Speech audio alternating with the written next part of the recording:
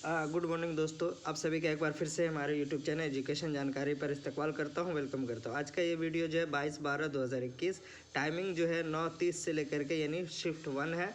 और सब्जेक्ट जो आपका देख सकते हैं पेपर 1 में हिंदी और सेकेंड लैंग्वेज में जो उर्दू, तो हम उर्दू का करा रहे हैं। यानी 22 तारीख को फर्स्ट शिफ्ट में सेकेंड लैंग्वेज जो उर्दू लिया है उनके लिए ये वीडियो है। तो आप चलिए मैं आपको कराता हूँ। चलिए इसका पहला सवाल हम देखते हैं जो पैराग्राफ से आया है कि उसकी मुल्की पॉलिसी का सबसे बड़ा अंसर क्या है। अब देखिए, असल में ये पैराग्राफ दिया हुआ है, ये गोलकुंडा और क्या नाम है बीजापुर सल्तनत, आदिल शाही और कुतुब शाही के इस पे। तो सबसे बड़ा अंसर क्या है, तो हम इसको देख लेंगे। सबसे बड़ा अंसर वो एतमाद था जो अपनी रियाया और सरबराह अशख़ास पर था। तो आपका ये सवाल यहाँ पे आप देख सकते हैं, क्या था, एतमाद जो अपने रियाया के सरबराह अशख़ास पर था। तो पहला सवाल सही होगा। हम दूसरा लेंगे, उसने कभी मुस्लिम और गैर मुस्लिम के दरमियान क्या नहीं किया था। तो इसका पैराग्राफ यहाँ पे फ़र्क नहीं किया था, हमारा हो जाएगा दूसरा का 1। जल्दी जल्दी कराएंगे। 2 हो गया, 3 है। अब ये देखिए यहाँ पे आला का मुतज़ाद पूछा है, यानी ज़िद पूछी गई है। तो आला का जो मुतज़ाद होगा वो हो जाएगा हमारा अदना। आला और अदना, आला माने बड़ा, अदना माने छोटा। उसके बाद है चौथा सवाल है, कौन सी सल्तनत बीजापुर के आदिल शाही से मुमताज़ थी। तो यहाँ पे देखेंगे,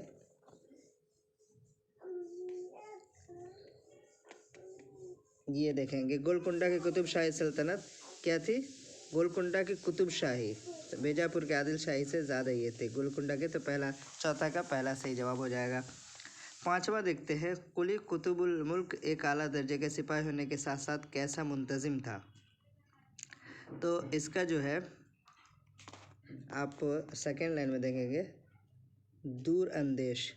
तो हमारा यहाँ पे कहाँ पे, दूर अंदेश। तीसरा, 5 का 3 सही जवाब हो जाएगा। छठा है, सुल्तान कुली के बाद उसका बेटा जमशेद क्या बना। तो ये लास्ट वाला देख लेंगे, जानिशी बना। तो हमारा हो जाएगा उनका जानिशी बना। 6 का 3 सही जवाब हो जाएगा। अब हम 7 को देखेंगे, शख्स की जमा क्या आती है। तो शख्स की जमा अशख़ास आती है। 8 का देखेंगे, विजयनगर की मुहिम सर करने के बाद सुल्तान कुली ने किसको हाकिम बनाया। तो यहाँ पे देखेंगे, काबिज़ होने के बाद अपने एक हिंदू अमीर राम राज को उसने हाकिम मुकर्रर किया, एक हिंदू राजा अमीर राज को। 9 नंबर देखेंगे, शिलांग के आदिवासी और कारू कबीले के लोग नस्ल कहते हैं। अब ये दूसरा पैराग्राफ है। तो यहाँ लास्ट वाली लाइन आप देखेंगे, ये लोग नस्लन मंगोल थे। आपका 9 का ए सही जवाब हो जाएगा। अब है, शिलांग के देवता को क्या शौक़ था। तो इसका भी हम देखेंगे। यहाँ देखिए, नाच गाने को बहुत शौक़ था। क्या है, नाच और गाने का। ये हो जाएगा हमारा तीसरा। 11 नंबर है, शहर का मुतज़ाद। तो शहर का होता है गांव। 12 हो जाएगा, यहाँ के पसंदीदा खेल कौन से हैं। तो यहाँ के लोग क्या है, पोलो, क्रिकेट, पोलो और गोल्फ। तो ये क्रिकेट, पोलो और गोल्फ। 12 का 4। 13 का देखेंगे, ये शहर किन तहज़ीबों का संगम है। तो ये शहर कदीम और जदीद तहज़ीब का संगम है। कदीम और जदीद तहज़ीब का संगम है। 14 है, शिलांग के शहर किस नाम पर रखा गया। शिलांग यहाँ के एक देवता का नाम है और उसी के नाम पर शिलांग नाम रखा गया, यहाँ के एक देवता के नाम पर। तो शिलांग 14 का हो जाएगा ए।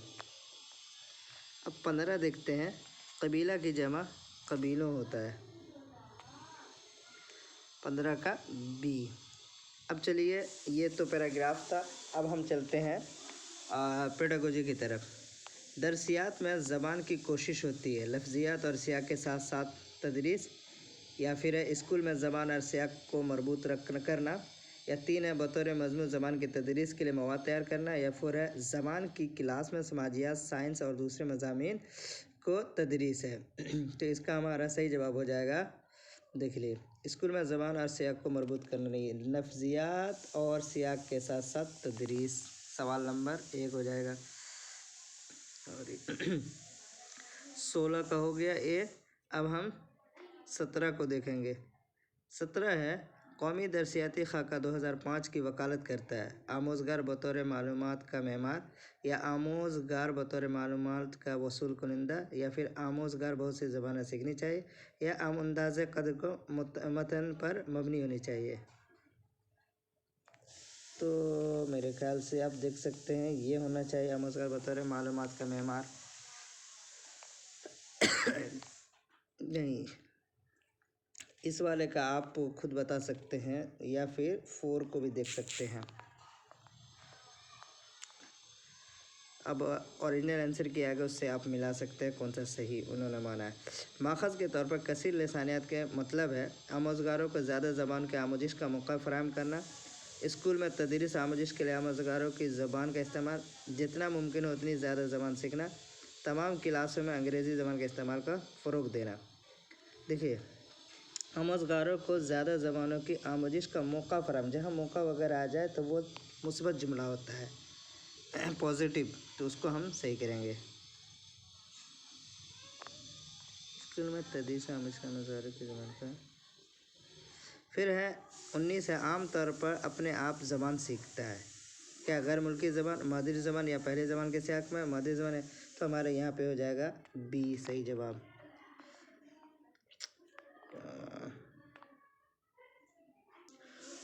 19 हो गया।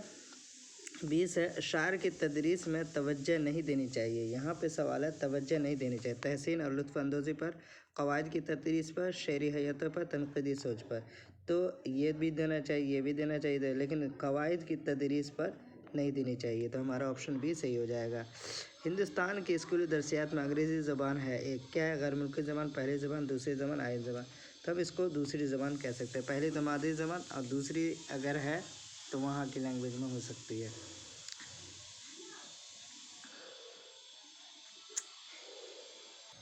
अब हमारा 22वां सवाल है पढ़ने के ऊपर से नीचे रवैये की तवज्जो होती है। तो ऊपर से नीचे तो हमारा हो जाएगा कुल से जुज़, यानी ऊपर से नीचे, और नीचे से ऊपर होता है तो जुज़ से कुल की तरफ। तो ये हमारा ऑप्शन सही 3 सही हो जाएगा। 23 जो है दर्ज झेल में से कौन ज़बान की तदरीस और आमोजिश का रिलिया है? रिलिया यानी हकीकत है। कलम, पेंसिल, चम्मच जैसे सामान, हकीकत में ज़िंदा इंसान, ज़बान का हकीकी इस्तेमाल, या अपनी ज़बान में बोलना। तो अपनी ज़बान में बोलना ये चीज़ ज़बान की तदरीस में है।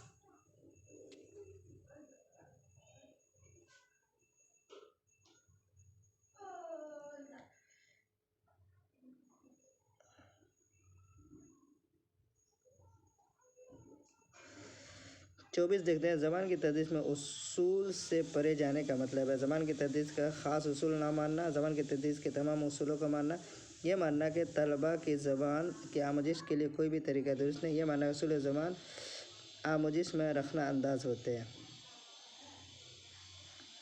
उसूल तो इसका मेरे ख्याल से ये वाला होना चाहिए।